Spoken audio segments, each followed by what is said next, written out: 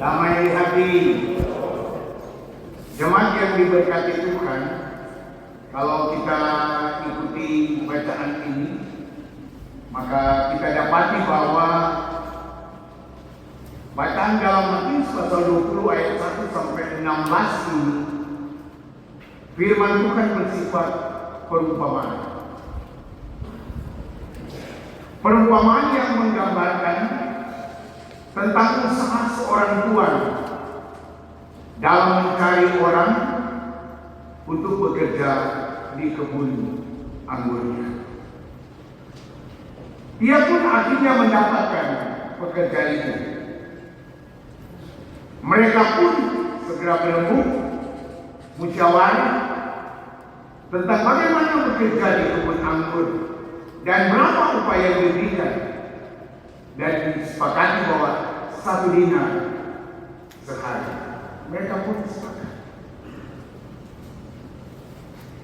Namun seiring dengan sifat daripada tuan itu, selain pekerja pertama, ia pun memiliki belas kasihan. Ketika ada seseorang tidak bekerja, ia pun menawarkan pekerjaan bagi orang lain. Ia memberi kesempatan bagi yang lain. Ada 3 kesempatan yang ia berikan bagi orang yang mau bekerja. Pada jam 9, pada jam 12, dan pada jam 5 sore. Keempat orang tua ini pun bekerja, walaupun dimulai dengan waktu yang berbeda-beda, sampai tiba pada masa untuk membayar upah. Namun di masa inilah terjadi satu masalah. Kenapa? Rupanya ada pekerja yang protes akan cara pembayaran yang sama yang diberikan mandor kepada mereka. Pekerja itu menganggap itu tidak adil. Jemaat yang diberkati Tuhan, mengapa bisa begitu? Padahal di awal kita sudah ketahui bahwa sudah ada kesepakatan, sudah ada fakta integritas di antara mereka. Mungkin sudah ada MOU di antara mereka tentang upah bahwa 1 dinar sehari. Setelah kita teliti lebih dalam, cek lebih dalam lagi, ternyata yang dipersoalkan oleh pekerja itu tentang waktu dari pekerja yang berbeda-beda. Pekerja yang pertama beranggap, masa muka sesama tuh dan bekerja sejak pagi dengan yang kurang bekerja sejam 5 sore. Menurut dia itu tidak adil. Dia sudah lama bekerja, diberi upah 1 dinar. Ada yang cuma 1 jam bekerja, diberikan juga upah 1 dinar. Sudah. Kenapa bisa begitu? Di sini persoalan kita dapati. Ini kembali pada cara pandang dari pekerja itu berbeda dengan cara pandang dari tuan kebun itu. Kalau pekerja, ia menghitung pembayaran itu menurut versi dunia, sama dengan orang tua, di mana standar dunia pembayaran upah itu selalu dilihat pada waktu kerja. Kalau orang berkebiasaan selalu dilihat dari waktu kerja. Kita juga lihat apa dari segi kedudukan, dari segi golongan. Apa bekerja pegawai? Mana mungkin itu pegawai baru mesti sama dengan pegawai yang lama. Mana mungkin mereka yang ada jabatan Yang struktural mesti sama dengan THR. Pasti berbeda. Dia menganggap kalau adil harus dilihat soal kedudukan, soal struktur, soal golongan, dan yang lainnya. Tapi lain halnya dengan si Tuhan itu. Hal kerajaan surga itu sangat berbeda sekali. Tuhan itu memberi upah berdasarkan kehendak, berdasarkan belas kasih, berdasarkan kemurahan hati. Itu beda. Dia memberi upah menurut kehendaknya. Itu beda dengan pekerja tadi. Tuhan itu menikah atau Allah menikah bukan soal waktu, bukan soal waktu, bukan soal berapa lama, bukan soal jabatan apa. Beda dari Tuhan. Selalu dipersoalkan jabatan.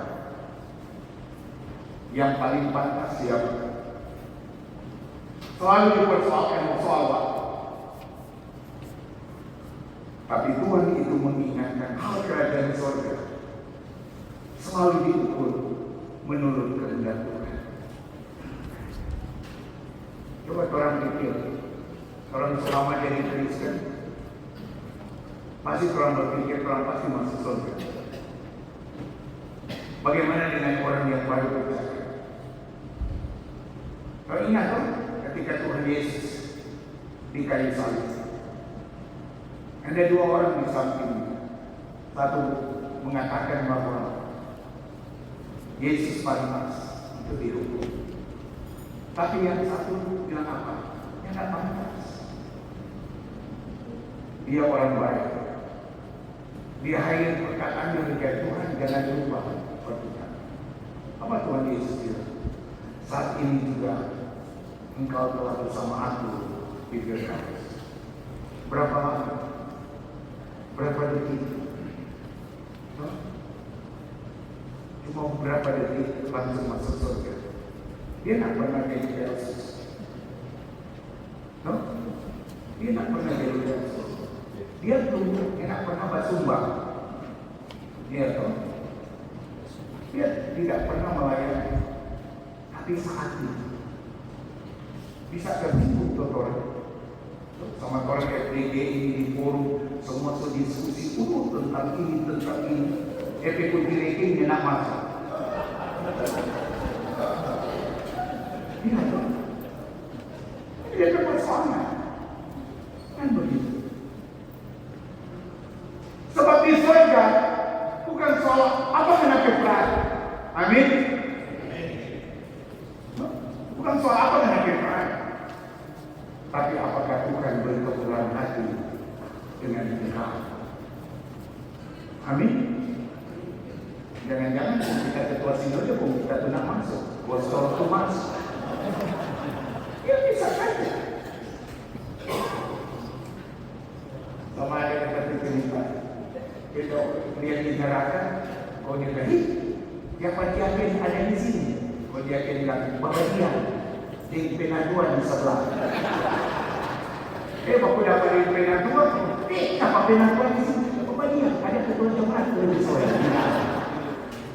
Bahaya ketua jemaat bilang, sudah jauh kita mah ketua sinode lagi.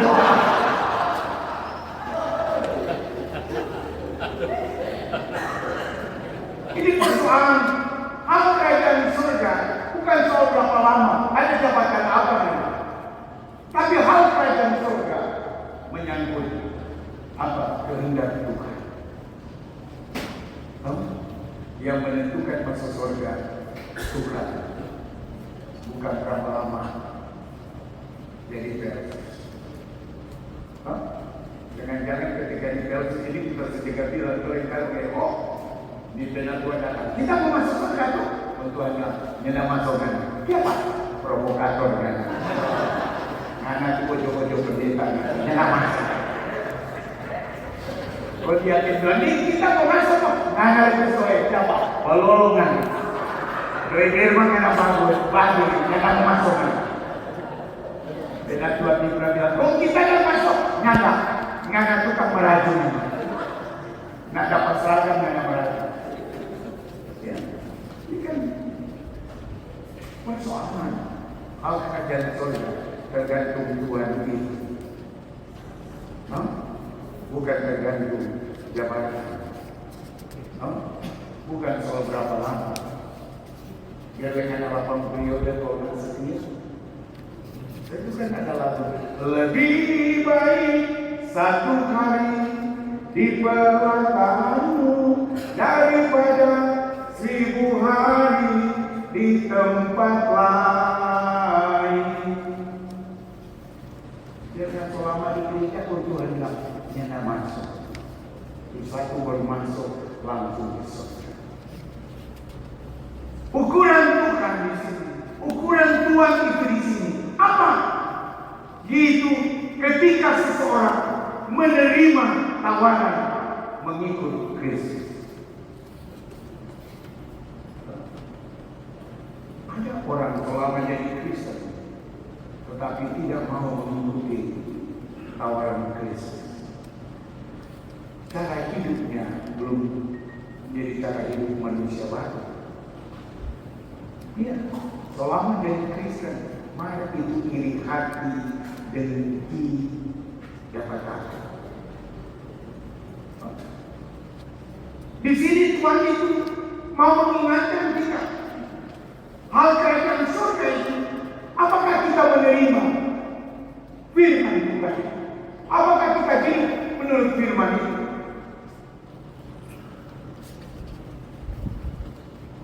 Tuhan itu mau mengingatkan seseorang bagaimana bekerja dengan tulus. Nah, sama itu bekerja pertama penuh iri hati dan dengki. Nak pernah bersyukur. Di sini firman ini mengingatkan kepada kita bagaimana kita melakukan dalam hidup ini. Itu tuh pokok. Bukan berapa lama jadi Kristen, tetapi apa yang telah kamu buat kepada Tuhan. Itu yang terpenting.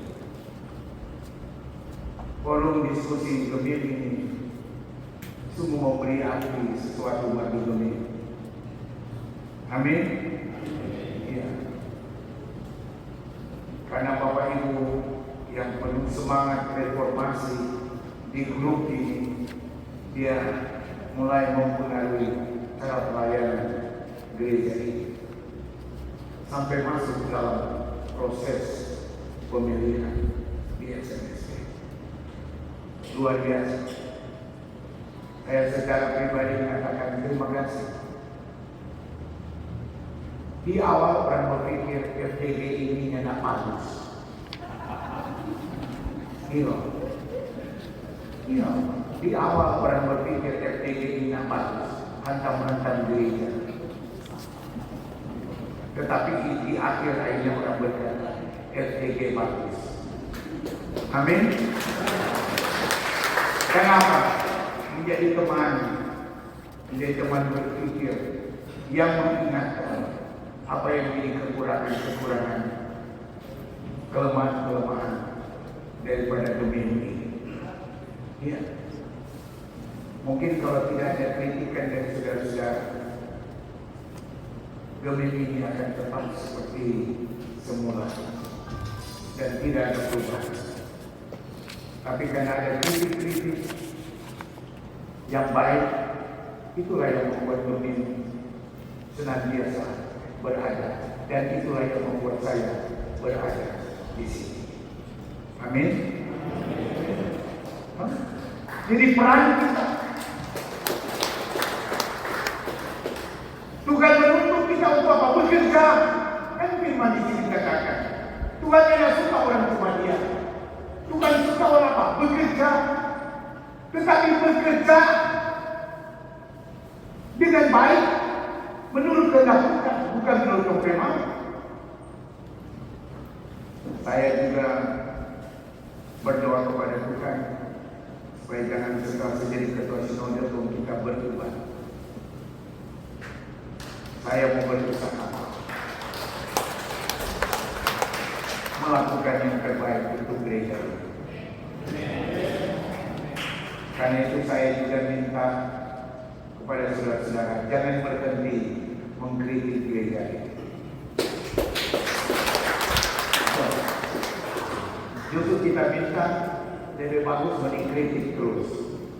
Supaya apa? Di situ menjadi tempat kita membandingkan hal-hal yang baik dan tidak baik. Amin.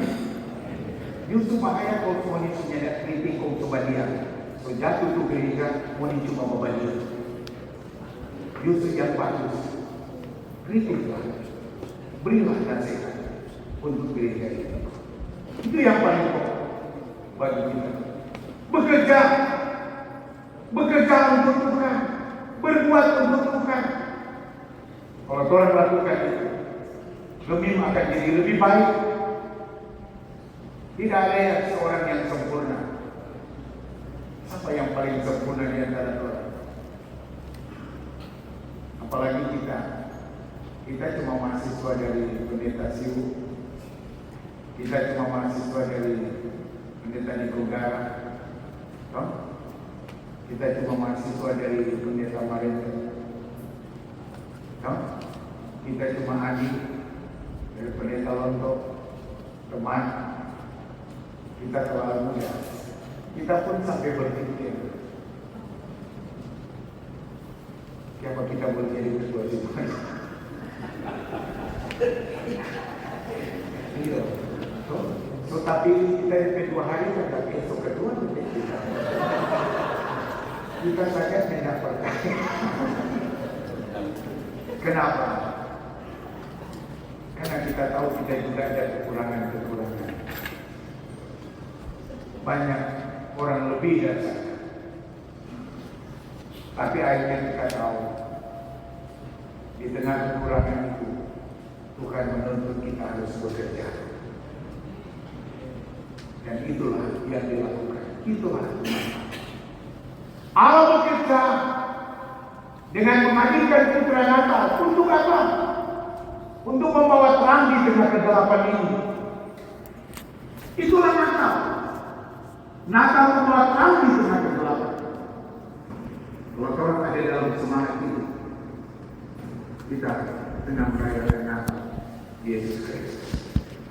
Firman ini mengingatkan kepada kita luar biasa kemurahan hati Allah untuk mendatangkan keselamatan.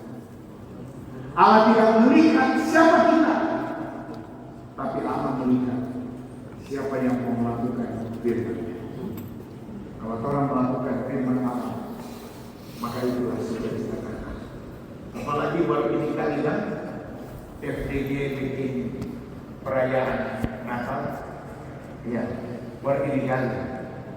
Dan ini sudah jadi cikal bakal untuk tahun depan bikin pulang. 2 tahun depan bikin pulang. Ya. Jadi tempat berkumpulnya para cendekiawan Gemim. Dulu kita mulai dari profesor sampai provokator, yang pandai sekali, setengah pandai, hidung pandai, so ada kan? Tetapi itulah Gemim. Amin. Gemim itu tuh pandai sekali, yang pandai, setengah pandai, hidung pandai, so ada di Gemim. No kalau tak salah atau tuh habis. Jadi ini kita belajar dari firman. Tetapi kita dituntut siapapun kita, mari bekerja untuk Tuhan. Dengan tidak perlu mempersoalkan atau mempersoalkan tentang kita mau dapat upah berapa. No? Tuhan tahu sampai upah masing-masing. Amin. Cuma tuntut orang bekerja. Dia yang akan memberi upah. Kalau orang menuntut upah di dunia terlalu kecil, tetapi upah di surga itu yang akan menyelamatkan. Tuhan memberkati kita. Amin. Amin.